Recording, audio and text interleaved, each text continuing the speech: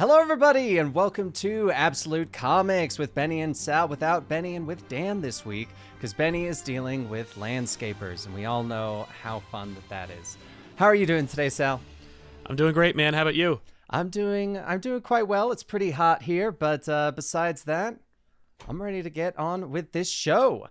Nice. So, first up on today's news, we've got New York has renamed Bronx Street to Stan Lee Way in honor of the late comic book legend. Yeah. I thought that was pretty cool. I thought that was like a nice honor of him, and I believe Bronx Street is in the where he grew up or where he used to live, I believe.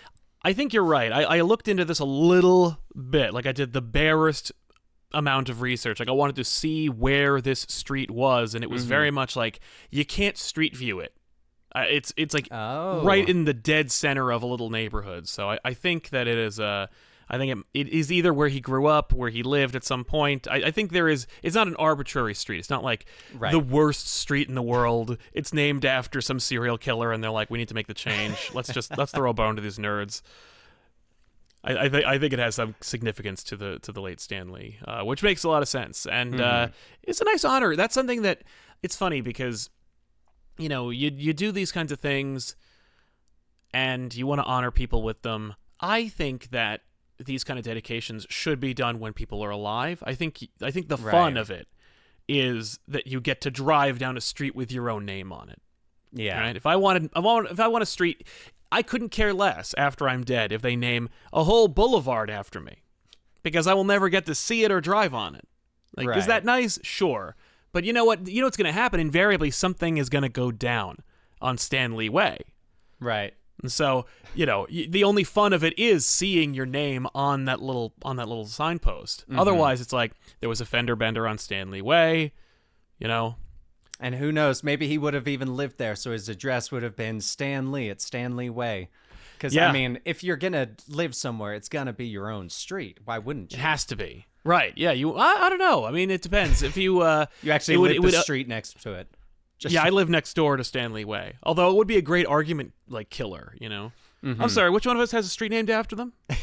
I think that's me. Yeah, that's right.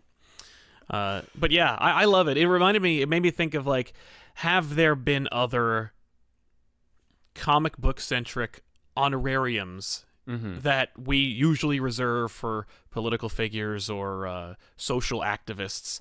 And I remember hearing about a statue of Captain America in Brooklyn. I remember them talking about this idea. Interesting. And they did build it, and it really exists. And it's, like, kind of awesome. Like, it looks like it's a big, full-bodied statue of Captain America holding the shield aloft, and it says, you know, Captain America, Steve Rogers, circa 1941. I'm just a kid from Brooklyn. People are like, yes. And I'm like, let me tell you something. I used to go to Brooklyn every Sunday for a number of years. That number probably was like 10 or 15 because my grandmother lived in Brooklyn. And I would have loved to have had any excuse to see a Captain America statue anywhere near that apartment, because let me tell you, it was like, you want to talk about hot? It didn't matter what season it was.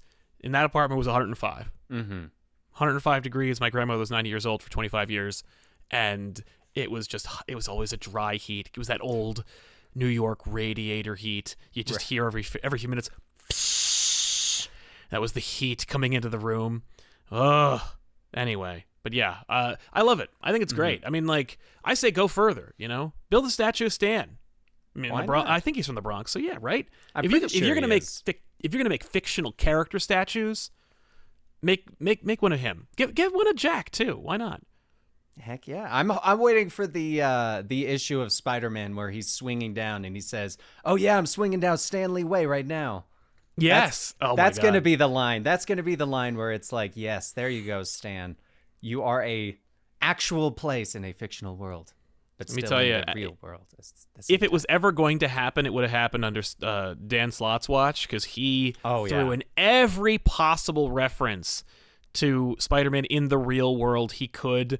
He had Spider-Man singing tunes from the Broadway musical that, like, a handful of us were able to see. I live right around from Broadway. I couldn't get near it, couldn't get the previews, wouldn't spend the crash or the scratch to go. And I regret it. I really do. It looks like a train wreck. I've watched a few seconds on YouTube of like the performances. Right. And I just have to turn it off. Like, you need to be a captive audience to watch that play. Right. Because otherwise you're just like, no. Every time I'm watching Spider-Man take off his mask and he's singing at Mary Jane and they're in like a web and there's a big metallic spider goddess and I'm like, click. I can't. I just recede into myself. I'm like, no. No. That sounds like one of those it's so bad that it's good kind of things.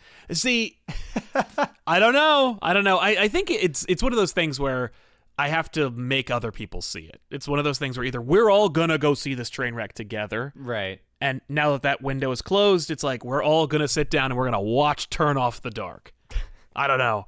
Have you ever seen it? Have you seen anything of Spider-Man Turn Off the Dark? I have not. I haven't even heard of it, to be honest with you. Oh my God, dude, you got to see it. You got to see at least a few seconds of it. Everything's on YouTube. Oh man, because there's the Sinister Six, none of whom practically are members. I think Kraven's in it, so he's technically a member of the Sinister Six. But like the Lizard, Green Goblin, Carnage. I'm like, Carnage is not a team player unless he's the patriarch of the team. Right, and everyone else is just part Carnage. Yeah. Or he's either dominating them or sleeping with them, like in Maximum Carnage. You got to be a D or E level supervillain in order to roll with Carnage. He's not going to be bumping elbows with Electro. Right. I'm sorry. It's just insane. But like big, bombastic Broadway costumes. Carnage is a character. He sings. No. And I've seen, and the Green Goblin suit, of course, it's a lot more emotive than Willem Dafoe's suit from the movie. Because he's got to belt out some major supervillain ballads written by Bono and The Edge. Oh my goodness. Well, speaking of the fact that you could see anything on YouTube, the next you might not be able to. Because the Harley Quinn Season 3 director came out saying that DC asked them to remove a scene from the show that had a moment where Batman was going down on Catwoman, stating that you can't do that, heroes don't do that. And then when questioned why, they explained that it's because they sell consumer toys for heroes, and it's hard to sell a toy of Batman if Batman's also going down on someone. Yeah. This was the funniest thing I have heard in a long time because of the fact that there have been way worse things than Batman going down on Catwoman in comics. Like, I mean, we just had the Batwang and the Batman Damned. Like that, if you bring up the Batwang, I'm gonna get completely triggered because I feel like I find it so abhorrent, the censorship of Batman Damned, regardless of people saying it's the worst thing, it's the best thing. What matters is that the artist was told they could do one thing and then corporate came in and kiboshed it, and I find that repugnant. But like it's nice to know that if you ever sexualize Batman in the media, everyone will have the same reaction. Because, like, I remember when Batwang happened and everyone lost it, and it's like it's in a small print run, or actually it was a pretty big print run, but like, a Black Label, whatever the hell, out of continuity, niche kind of comic made for mature audiences. Who's even talking about this? Everyone's talking about it. You talk about Batman performing oral sex, yes, you're going to get exactly, if not more so, because it's more overt. It's more ridiculous. I mean, and then of course everybody pulled up, like, I think it's the Mitch Gerrard's art from the Tom King run where Batman and Selena Kyle are just totally naked on a rooftop, and they're like, "Oh yeah, you think he didn't go down? Trust me, he was definitely he did it all and infinitely more."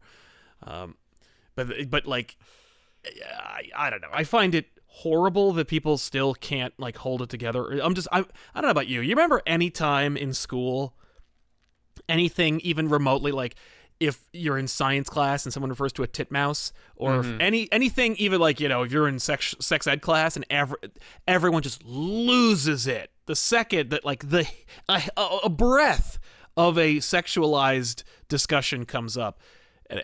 I'm taken right back to that moment in class, just being like, can we please, like, they're not going to talk about this if you scream at the top of your lungs, or laugh yourself into unconsciousness. Right.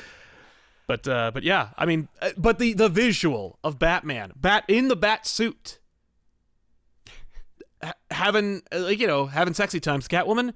Hilarious. It's inherently hilarious. It's hilarious, and Harley Quinn's show, like, that's exactly the kind of thing you would expect from that show. Like, Absolutely. they've already done stuff equally as bad, and just the second it goes to Batman, they're like, nah. We sell a lot of toys of Batman. You can't have him doing that.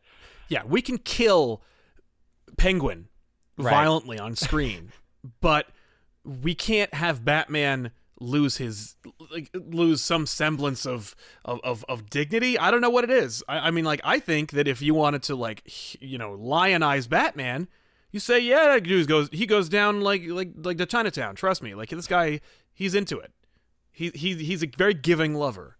I don't know. It's weird. I just loved all the tweets, because one of my favorite was, well, why else do you think he left that part of the mask open? And I'm like, okay, that just won the award. We've got Tom Taylor tweeting out the scene from Young Justice where Corey's talking about how Dick Grayson's good in bed. Yeah. Yep. So it was I just thought that one was funny. I thought it was... But now, correct. I actually did not see in this article when I looked it up, and I don't know if you know off the top of your head. Did they air the show and then remove the scene, or was it removed before the season came out? I don't even know if season 3's out yet. Oh no! There is no season 3. I don't think. Not out. We haven't been able to see any of it. But my assumption is that it was probably in the story meeting, like when they were saying, and then this is a sequence. Like, you got to cut that out. I mean. Whenever they pitch an idea, they got their story notes, and the studio looks at it and they write down, like, what can stay and what can go. And there's always like an argument between the creatives and the studio executives about, like, what can stay, and they always compromise and give and take and stuff like that. You can pull any of this for hilarious double entendres. And this in particular sounds to me like a story note where they were like, oh, where there's gonna be the scene where, like, Batman's going down a Catwoman and ha ha ha, and they were like, you're not even gonna get to the storyboard phase. Like, I don't want to see, because the thing is, like, remember when Batman Damned came out and they were, like, requesting copies back, they were pulping the book, they changed the art. They're not gonna let some studio storyboard image out of Batman, like an official, because you throw a rock, you can find fan art of Batman doing all kinds of unsavory things. Don't, but an officially licensed, don't. Yeah, well, at least use incognito. But the fact is, they can't be accountable for having, like, Warner Brothers sanctioned art out there of Batman doing anything like that. And I know that they're talking about selling toys, and that's Batman. Like, I learned this lesson the hard way by being so upset about Batman Damned, but, like, Batman's a toy commercial. Batman's like Warner Brothers' James Bond action figure. Like, he's a character, sure, he's got depth and he's got stories, but at the end of the day, he is a money-making cash cow for Warner Brothers. And, like, I guarantee you there are significant players at the Warner Brothers executive level who don't even regard Batman as a comic book character. They see him as they see him as a movie character, because that's how it's always been. If you ask anyone from that era, from, like, the era of the Burton era, they will always throw the number, like how much Batman 89 cost and made, because that's how they measure success. Right. And that's how they view Batman. Like, they were like, sure, make a Batman movie. Give it to the guy, give it to the little kooky artist guy. And boom, made waves, and they're like, that's it. That's why as the movies go on, they get more and more stupid, and Batman becomes less and less of a character. Right. Because they're like, well, he can't do anything controversial. He can't say anything that will upset anyone on either side, because everyone on every side has to buy their children the toys of Batman. And I think it's just an antiquated way of looking at it. It's just that old Hollywood Warner Brothers mentality of, like, Batman. Why are we even talking about this? Right. It's like, well, because he murders people, like, in certain things. Like, we're okay with filming him crush a man's skull in the Batman vs Superman movie. Oh yeah. Oh, right? my God. That man's dead. He shoots people with machine guns, but we can't have him pleasure a woman orally in a cartoon that's literally made for adults, and that if a child sees it, they absolutely should be in trouble for it. Like, right. Ridiculous. Yeah. So ridiculous. Kills me. I will say, there's a great tweet from Chip Zdarsky about it, but it's not really about it. It was more inspired by it. Okay. Where somebody said, well, we can all agree that if it were Daredevil, he wouldn't be able to because he'd be crying. Like, Daredevil would cry during sex of any kind. And Zdarsky says, let me tell you something. Daredevil cries before sex, and he will cry after sex. But when he's having sex, his head is in the game. He's got a job to do. And I'm like, yes, that is Daredevil. That's like, my city needs me. I feel like Batman's the same way. I could see it. I could see it. Well, since we are on the topic of TV shows, I'll go on to this next one. Jeff Lemire speaks to the many changes that were made to Sweet Tooth when it was adapted to a TV show. Jeff spoke about many of the changes being simply done because of the fact that you're changing a medium, comic to TV show. It's very, very different. Yep. But the main thing that he said that I wanted to talk about was that he consciously acknowledged that since he wrote the book, and since it's become a TV show, there have been so many different post-apocalyptic worlds, post-apocalyptic shows, movies, everything out there that he was like, that he looked back at his old work and was like, this is pretty much the same as a lot of these other things. And that's why we got a lot of changes such as nature returning to Earth and kind of reclaiming the world. And I think I really liked that. I liked that it was a writer that's just straight up coming out going, look, I wrote something that was great, but I know the world has changed. I know that other things have happened since then. We don't need to do a die-hard replication of this is the book, here's the direct adaptation. Let's make a good show that uses that as a core. And I'm not sure, have you seen more of Sweet Tooth? I know last time that you talked, you had seen, I believe, like 3 episodes or so. Yeah, about the back then it was the first 2. Since then, I've seen the whole show. How much have you seen? So have you seen it good, all? is it not? Yeah, it's my amazing. Gosh. It's just such a good show in every way, and it's just all the changes that Lemire references are valuable and important. You know, the dude is like, you know, it's not going to be the same thing, and it shouldn't be. And, you know, maybe there are some works that, like, work better if it is a direct adaptation. I feel like, you know, like, it's funny because I liked the Watchmen movie, but then they made the Watchmen show, which is so different, and it wound up being, like, celebrated and hailed by critics and fans alike who were just like, you know, say what you will about, like, before Watchmen, the Watchmen movie, Doomsday Clock, but, like, this show is really good, and it really, like, has something to say. And it's because they dared to stray. And I feel like Sweet Tooth is one of those things where, on one hand, you know, how many people really rated Sweet Tooth? I'm not saying it wasn't a big success, but, like, it was, like, I mean, it was, but, like, when you compare it to other seminal Vertigo / independent works, like when you compare it to the reach and the pull of things like Saga, Why the Last Man, Preacher, that kind of thing. So you're not really, you know, I feel like it's a great decision, and especially in a post-COVID world. In the post-COVID world, this show I think will be considered like, oh, this is one of those. Like, this is one of those great works that came out of the pandemic, right? Like, it feels like that because there are references and allusions and visual metaphor that, like, directly reference what we went through as a people for a year, and yet it also preserves the intent and the story and the characters that are inherent in the comic. So it manages to be all those things, which is what hopefully good visual media like TV shows are capable of. Yeah, I'm really glad that he came out and spoke about this as well. Like, I hope that other authors, when they get adaptions as well, take this to heart and kind of go along the same lines of understand that it does not have to be an exact replication. You want to make a good show, and if you need to change some things, do it. Like, just keep the core. That's all you really need. Yeah, it's funny because I was very much not like that with the Preacher show. Oh, really? Like, yeah, I saw at least the pilot, and I was like, this isn't even close. Like, there was nothing about that show that appealed to me that made Preacher appeal to me. And it did. It made its own decisions. It went down its own path. The Boys, one of those things where it is not the comic, and for me, I'm like, good, because I did not like The Boys, but I loved the show. I think it was a great show and an excellent way of adapting that work and being something original, but also still saying relatively true to the source material. I think enhancing it a bit. Sandman. People are already up in arms about any number of changes to Sandman. I think that's because Sandman is one of those things where it's a little older and a little more precious to more people. Right.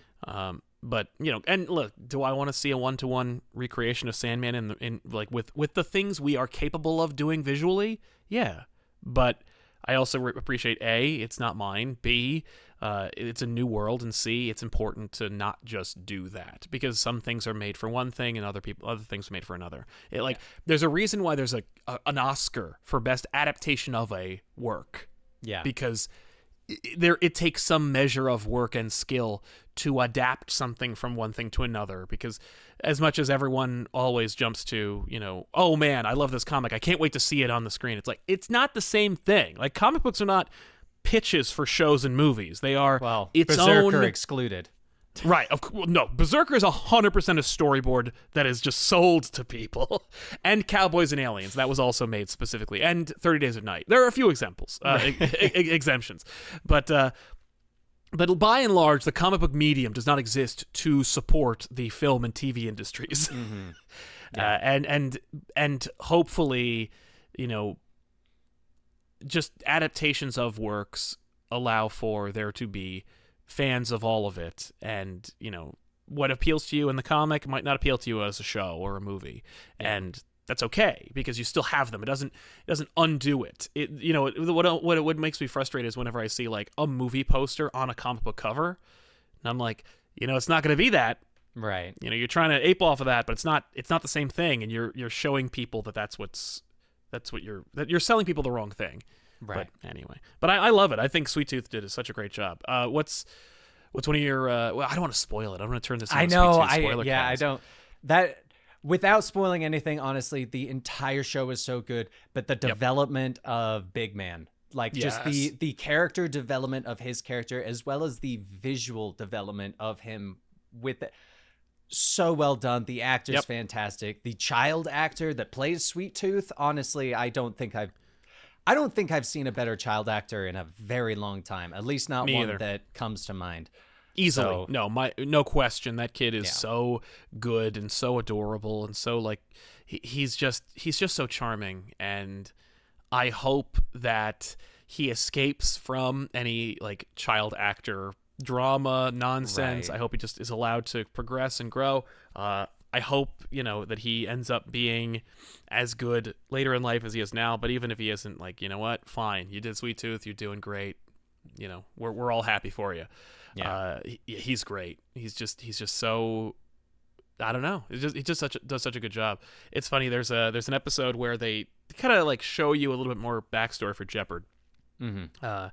And I almost was a little worried about it, where I'm like, no, I get his backstory. I don't need to see it, but it still worked. And it's by that point, I think it's the last episode. So it's it's second to last or last one. Yeah. Yeah.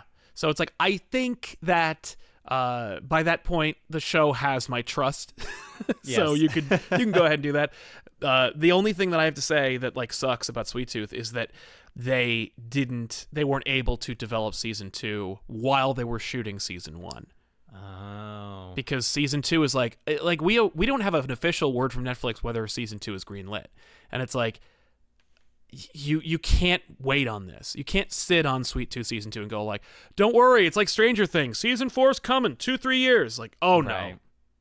Mm-mm. Yeah, this one we need it within the next year or so, especially just because otherwise you're gonna have to do a time jump. Otherwise it's not gonna make sense for all of these child actors to all of a sudden have gone through puberty within the span of 3 months, right? Yeah.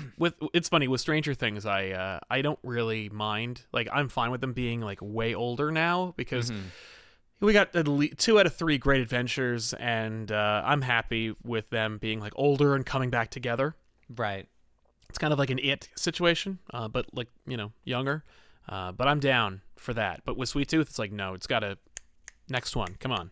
Yeah. Let's not mess around. This is an animation. With Invincible, we know season 2 and 3 I think are coming, but who cares? They're all voicing it. It's all animation. Give them more time. Make it look good. With Sweet Tooth, it's they're growing right now. It'll be really jarring if they have to replace any actor. Yeah. And like I can't even really think of an actor or anyone in that show that just stood out as a bad actor either. Like everyone just put short, guys. If you have not seen Sweet Tooth, you need to go watch Sweet Tooth and make sure you've got enough time to binge it, because you're probably going to want to binge it. Yeah. Although I will say I did really appreciate stretching out a little bit, like doing it pretty much in the span of a week, because I was able to just enjoy these episodes and think about them. Like with the MCU shows, where it's like every week. Star Wars too. I was able to just dwell on how much I enjoyed Mandalorian, think back to a couple moments, as opposed to, was that episode 4 or 6 that this cool thing happened, or that this moment happened, or this character development situation. And I appreciate binge culture, but like now that we've gotten both options, I feel like I can binge like a sitcom. I can watch like 12 episodes of a sitcom in a row, but like when it comes to a high drama or a apocalyptic fantasy show like this, I like to kind of space it out. But if you do binge it, you'll just be getting more of a good show. So. Plus, I mean, so that was actually one thing I liked about it as well, because I am a huge binger. I binge, like if I watch something, I'm going to watch the whole thing within a couple days probably. Right. Which becomes a huge problem when it's Naruto, because that's a whole thing.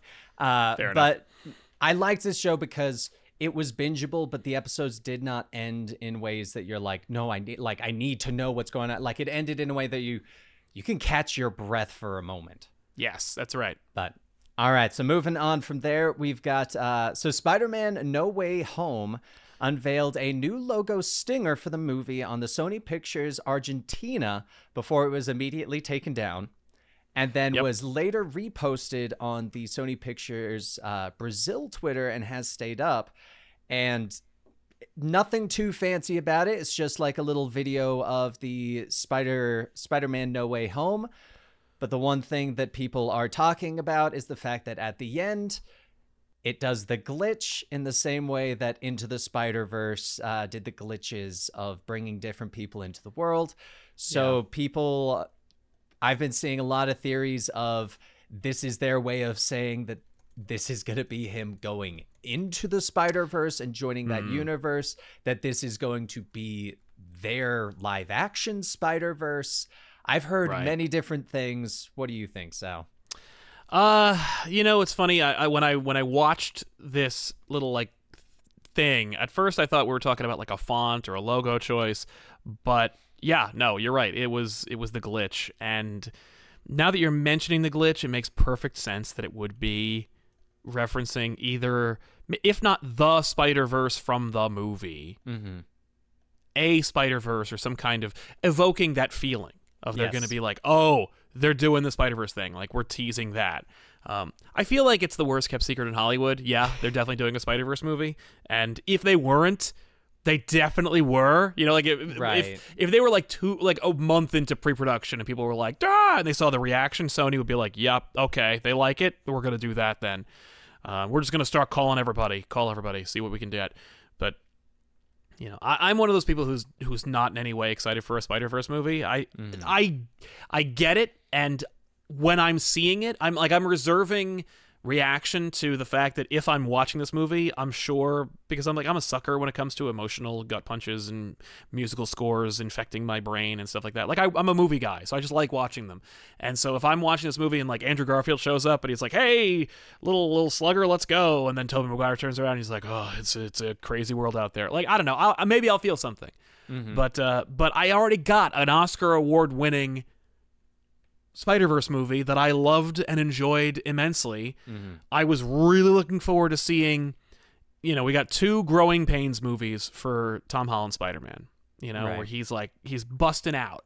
And it's like, I'm an Avenger. I'm Tony Stark's ward, Now no Tony Stark, no Avengers. It's just you. What are you going to do with it? Right. And maybe I'll be Spider-Man. And it's like, do your Spider-Man thing. Maybe I'll have to fight Kraven, or you're going to fight the Lizard or something fun. But this is... You're actually part of a big, crazy universe with multiple versions of yourself that everyone really likes more. And it's like, that I'm not into. I don't know. I feel like that's less exciting to me. Right. But if we're living in this world where there's going to be a Spider-Verse in live action, is that cool? Is that interesting? Is that exciting? Objectively speaking, sure. because it's hard to do. It's a new concept, relatively speaking, when it comes to these studios doing that. And, did I like all the actors who played the Spider-Man characters back when they were the Spider-Man characters? Yeah. So would I want to see them again? Sure, maybe. Mm-hmm. But, the glitch does... I think the glitch is their way of, like, stretching it out even further. This movie comes out, I think, Christmas time? I think so. Something around there. November or December of this year.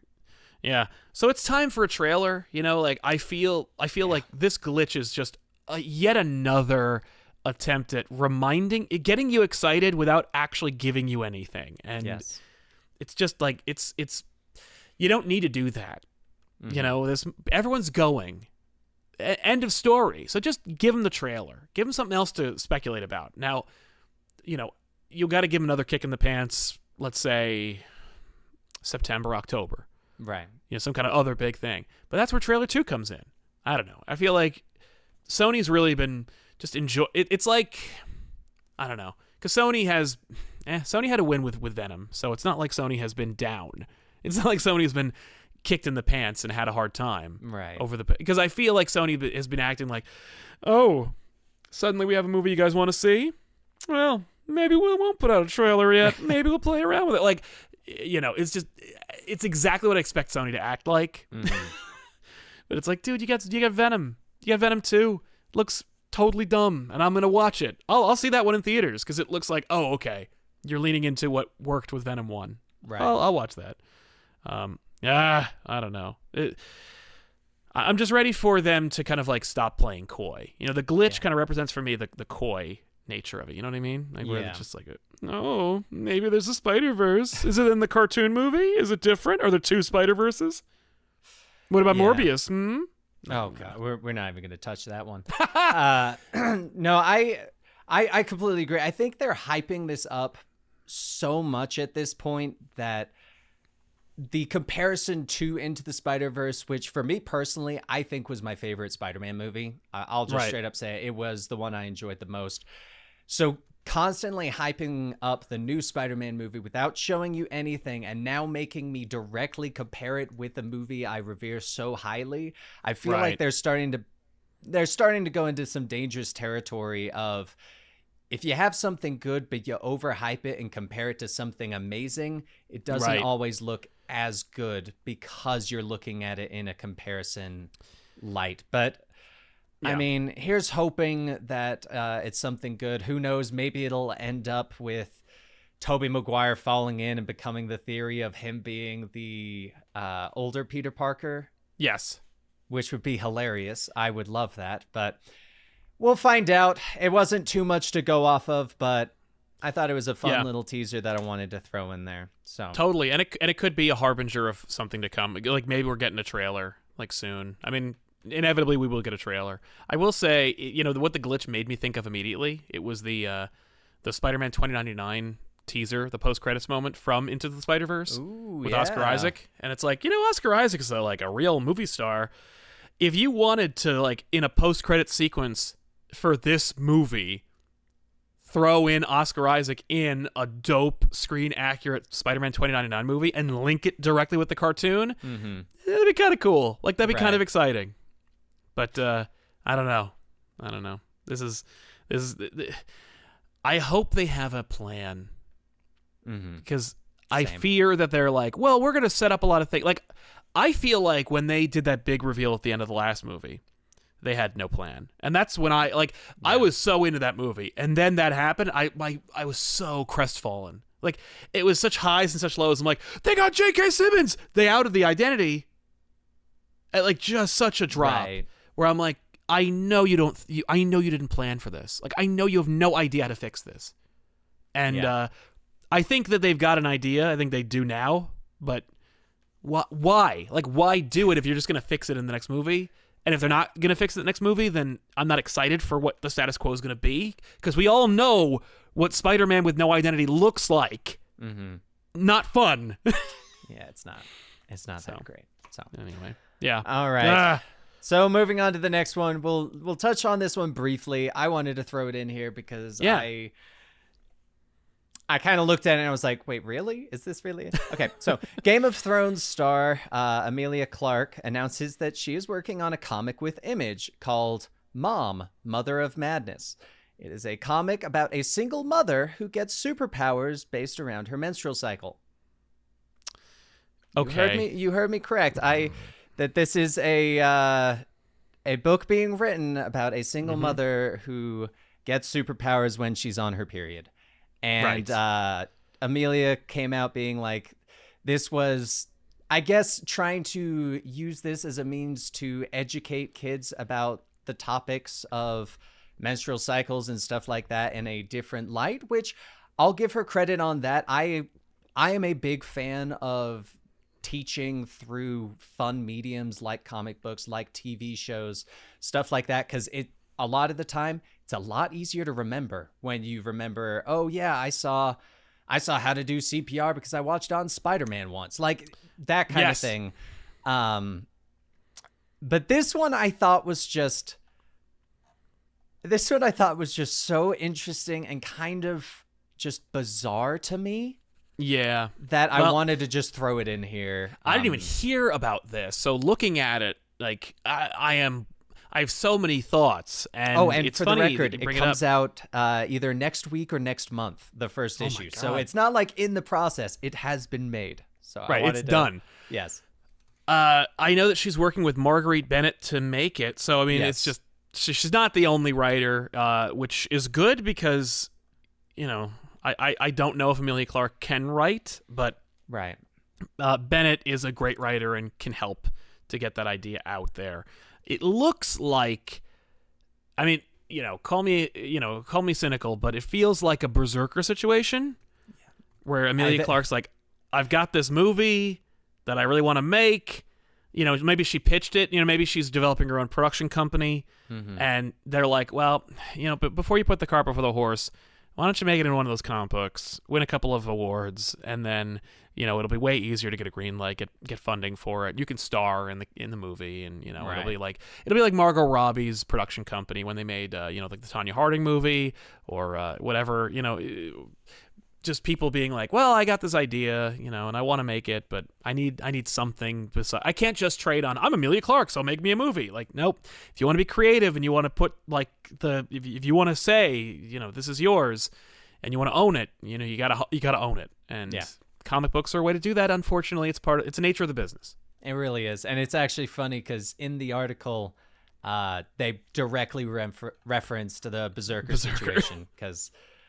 I have a feeling that we're just starting the age of well-known stars that want to make their own thing are going into comic books. That being said, I do want to add that I don't think that for a lot of them, it's just like I want a movie, so I'm going to go into the comics. I legit think a lot of these people grew up as comic book fans. Amelia even came out saying she grew up as a comic book fan. Apparently in the comic, the character breaks the fourth wall and talks to the audience every now and then. And she credited that to the Ryan Reynolds Deadpool movies because of how much she loved them. And she wanted to just transfer that in. And I was like, you know what? Like, this doesn't sound like just I want to do this. This is my cool thing. But like more of a well thought out kind of thing. So I'll give the first issue a shot. I mean, who knows? Yeah, I mean, I gotta see this thing. It's a hell of a pitch. It very much sounds like a Hollywood pitch. Like, it sounds like the kind of thing where, they're like, oh, she's got superpowers when she's getting her period. Like, it's like it's a metaphor. People are like, oh, that's a great idea. Oh, you want to give me money for it? Hell no. But you go do that. I don't know. It like the art, like the cover looks like it's an Image book. She owns it. You know what I mean? It's very similar. It reminds me very much of a kind of like vanity project that is going to be turned into a movie or a TV series, something like that. It's funny, when you mentioned Emilia Clarke, I thought you were going to talk about Secret Invasion, but yeah, I guess, good for her. Like, I mean, why not, right? I think you're absolutely right that we are heading into a new renaissance of like, because remember what happened last time? Like, used to be, movie stars didn't do TV because TV was lower than movies. And then some movie stars were like, I'm getting paid movie prices once a week for a year. I'm going. Yeah. Because they couldn't, they just couldn't keep up cost-wise. And so you saw like True Detective and other shows just roll through and become these critical darlings. And now I think the new hotness, so to speak, for movie stars is first sexy being a movie star. Then it's like, oh, you know what's really hot? Being a TV star. You're the star of this TV show. It's like having 17 movies under your belt. Then the next one will be, well, you know what's really hot is owning your own production company that produces movies specifically for you. Yeah. Remember that episode of Extras, or that scene in Extras when Ricky Gervais's character goes to Patrick Stewart and he's like trying to sell him his script, and Patrick Stewart's like, oh, I'm writing a screenplay as well, and I find the whole process absolutely invigorating. Because when you're writing, you're creating your own opportunities. And those opportunities involved, like Patrick Stewart playing his own leading man where he just sees women who are naked. That's the whole it's just a great metaphor for how much ego there is involved in this, and how it's like, oh, I'm creative too, and I'm gonna write a story because apparently it's easy, and the story is it stars me, and I'm awesome, and I have sex with beautiful people, and then I win at the end. Of course, right. That's that kind of idea you'd come up with. I'm not necessarily bagging on Emilia Clarke's idea for making the superhero, but it's just, it seems like a good time to do it. Yeah, no, it definitely does. All right, on to our second to last topic. With Milestone Comics releasing Static Season 1, Number 1, just today, actually. Its first release from Milestone in a very long time. They sent each comic book shop that pre-ordered the comic got a unique variant cover edition of the comic, and a large portion of them have already put it on eBay, and they are selling them for upwards of $60. I don't know if you have read Static yet. Yeah. It was really good. I actually really enjoyed it. I mostly put this one on here because I wanted to make sure people were aware that it had come out, because I want to see it keep going. I really enjoyed this first issue. I didn't know what to expect. I only saw the show when I was a kid, so that's kind of all I really had to go off of. And that's a lot of people, and that's totally fair, by the way, because it's such a equalizer. Like the cartoon show, it was bright, it was colorful, it was a person of color. Not no offense to that, it was just brightly colored, But Static was a character who was of color, but it didn't matter. It wasn't like, it wasn't trying to do anything except be a fun cartoon show, and it managed to be all these wonderful things and connect to the Batman universe. So it's like, oh, hey, you got that too. Right. But yeah, a lot of that's a lot of people's first exposure to Static. Definitely. I knew of Static just because I was a huge nerd, but when I saw the cartoon, I'm like, good for him. Everything becomes a cartoon. Makes sense to me, because I grew up at a time when it's like, oh, you know what? We're going to make a cartoon of Big Guy and Rusty. We're going to make a video game of Scud the Disposable Assassin. The Tick is going to have 3 seasons at least. And The Max, yeah, that's a cartoon show too. Savage Dragon, USA Cartoon Express, no problem. Ultra Force, done. Everything gets a cartoon. Right. There is no property that can't be made into a show or a movie or a cartoon show. And it's like, yeah. So Static was like, right. Yeah, sure. It's your turn. The book, came out 2 years ago? Yeah. I really liked it. It gave off very strong Miles Morales vibes. Yes. I thought so, but it just started off very well, greatly paced, fantastic comic. I mostly wanted to throw it in there because it was so good, but the variant cover also does look pretty awesome. I hope that one day those variant covers are going to go for a ton. These comic book shops are like, I should have trusted. I should have saved it. But. Yeah, that's funny. I actually was in a comic book store today. I should have picked it up. Well, I mean, it's fine. But I'm thrilled. I hope that everybody who wants it can get it.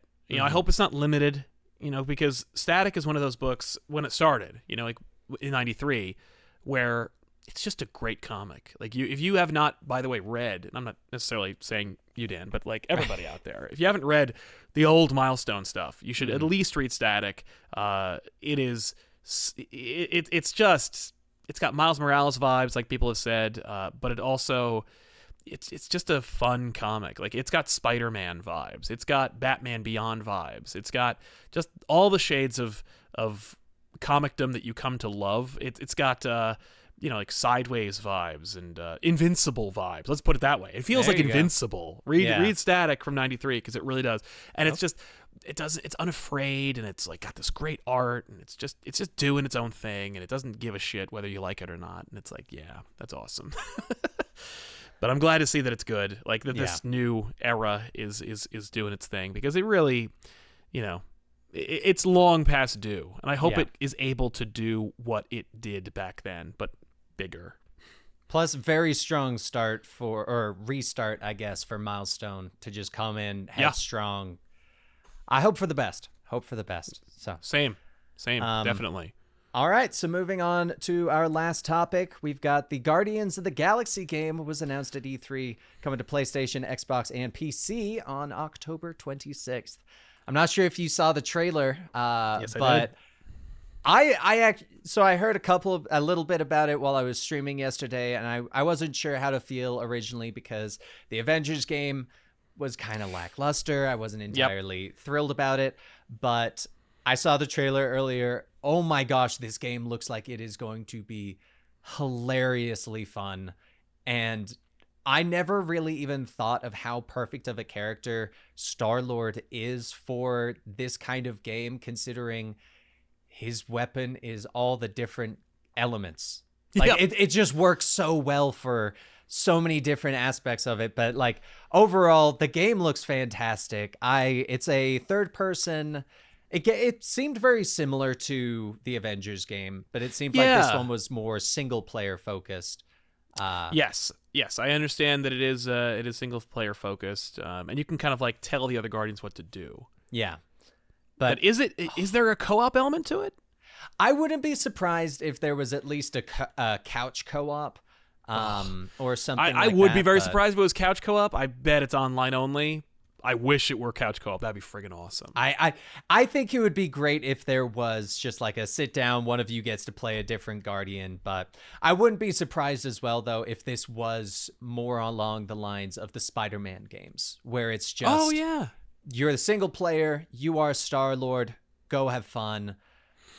I am so excited. I was not really hyped at all before it, and then I saw the trailer and I'm like, all right, so I'll actually play this one when it comes out. Like, it's not going to be like Avengers where I do the beta weekend and then I'm like, I am good. I don't really need to keep playing, but yeah, that man. When I was looking this up, when I saw the trailer for it, I was like, wait, there were rumors about a Guardians game being made by them since 2017. Oh wow. Yeah, I wonder if this is that one. If it's gotta be real. Yeah, that like it really was. It took them 5 years to make this game. Wow. I don't know. I mean, it looks fantastic. It does look fun. I'm really excited. Did you notice from the trailer? I saw a lot of the gameplay.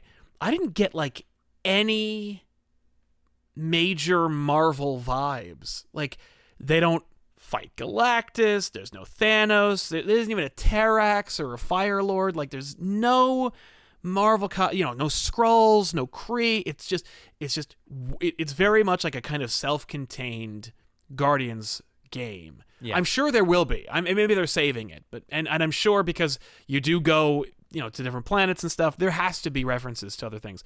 I mean, we do see Cosmo, which is great.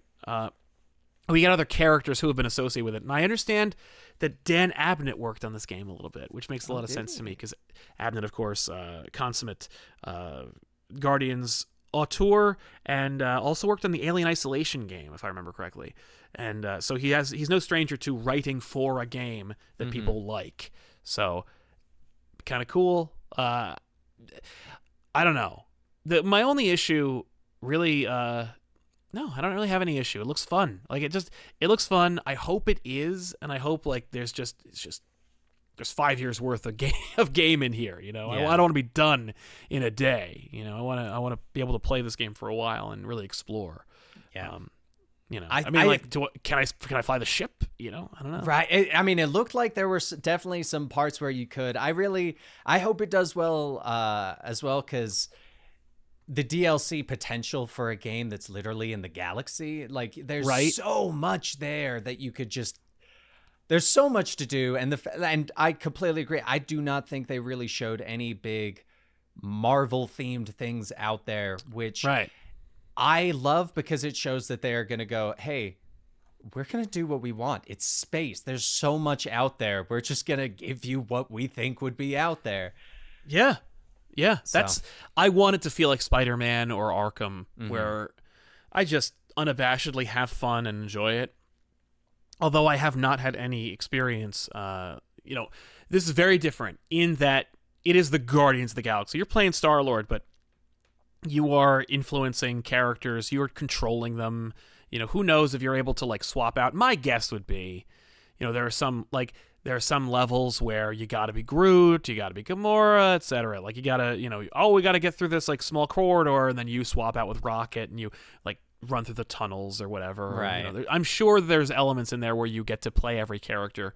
Maybe when you unlock it, you can just pick any character and start over again from scratch with that character. That'd be kind of fun, right? But I have no real major experience with that in a modern game today. All of my fun favorite experiences with superhero games are Arkham and Spider-Man, where it's like you're one character, you have all this stuff associated with that one character, and you go do it. Maybe once in a while you play Mary Jane, but like really. But yeah, looks fun. All right. Well, that is the end of today's episode of Absolute Comics. If you want to support this show, go to G Fuel, use code COMICS at checkout, save 10% off your order, or support us at either of our Patreons. That is Sal at patreon.com/comicpop, also Comic Pop on YouTube, as well as Comic Pop Returns, I believe. That's right. That's our supplemental channel where we do live podcasts like these, actually. There you go. And if you want to support us over here at Comic Storin', it's patreon.com/comicstorin, or youtube.com/comicstorin, or twitch.tv/comicstorin, where we do record this live every Tuesday at roughly 5:30 p.m. Eastern. Thank you guys so much for listening and watching, and we'll catch you next time.